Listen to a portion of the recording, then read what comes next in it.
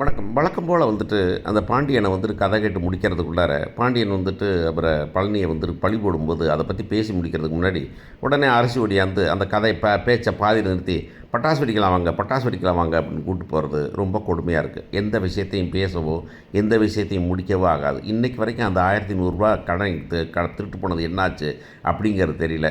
என்ன தைரியத்தில வந்துட்டு நம்ம மயிலோட அப்பா வந்து 10,000 ஆட்டைய போட்டாருன்னு தெரியல. நாளைக்கு பழனி மேல பழி போடவா அப்படிங்கிறது நமக்கு புரியல. ஆனா, அதெல்லாம் கேட்டுக்கிட்டு அந்த மட்டித்தனமான பாண்டியன் இருப்பார் அப்படிங்கிறது தான் கொடுமை. அப்படி என்னமாவது பேசினாருன்னா, உடனே கோமதி வந்து என் புருஷன் தான் எனக்கு மட்டும் தான் அப்படின்னு அவங்க ஒரு பாட்டு பாடுவாங்க அப்படின்னு கதை முடிஞ்சு போயிடும். பட்டாசு கொளுத்த வராங்க, எல்லாரும் பண்ணுறாங்க.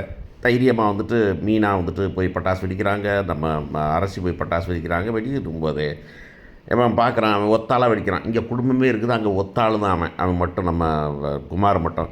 குமார் வெடிக்கிறான். குமார் வந்துட்டு ஒரு டைமில் பார்த்தோன்னா அந்த பொண்ணுக்கிட்ட வந்து ரொம்ப இறங்கி இறங்கி போகிறான், இது பண்ணுறான். பொண்ணு எப்படியாவது அந்த பொண்ணை வந்து சரி பண்ணிக்கணும் அப்படின்னு நினைக்கிறான்.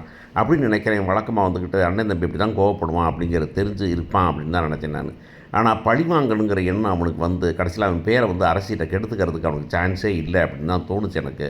ஆனால் நமக்கு தான் நம்ம எழுதுனது நம்ம எழுதுறது தானே சட்டம், நம்ம வச்சது தானே சட்டம், மனுஷன் எப்படி வேணாலும் மாறுவேன், நம்மளா எழுதிக்குவோம் அப்படிங்கிற மாதிரி ஒரு மனுஷனோட கேரக்டர் இப்படி வந்து தப்பு பண்ணிட்டோம், தப்புலேருந்து மீறிட்டோம், இதை வந்து நம்ம வந்து சரி கட்டணும், அந்த அரசி நமக்கு வேணும் அப்படின்னு நினைக்கிறவன் இந்த மாதிரி பண்ணுவான். ஆனால் பண்ண மாட்டான். அதெல்லாம் நார்மல் மனுஷருக்கு. இதுதான் தெய்வமாச்சே. நம்ம ஆளுங்க எழுதுகிறவங்களும் இந்த கதைகளும் அப்படியே தெய்வம் மாதிரி கதை எழுதுகிறாங்க. அவன் உடனே வந்துட்டு பட்டாசை வெடுத்தி அவன் வேணும்னே அவனுக்கு சரவணன் மேலே போகிறான். ஏன்னா சரவணன் அடித்ததுக்காக. சரவணன் தான் அடித்தான், கதிர் தான் அடித்தான், செந்திரன் தான் அடித்தான். எவன் அடிக்கலை உன்னைய? எல்லா பையன் மேலேயும் தூக்கி போட வேண்டியது தானே? ஏன் உங்கள் அப்பா சித்தப்பையன் பெரியப்பையன் கூட தான் அடித்தார், வச்சு உங்கள் அப்பனும் அடித்தார், தூக்கி போட வேண்டியது தானே அப்படின்னு அசிங்கமாக வந்துட்டு பட்டாசு தூக்கி போடுறான் அப்படிங்கிறது தான். அதனால சண்டை வெடிக்குது. பார்ப்போம் என்ன நடக்க போகுதுன்னு.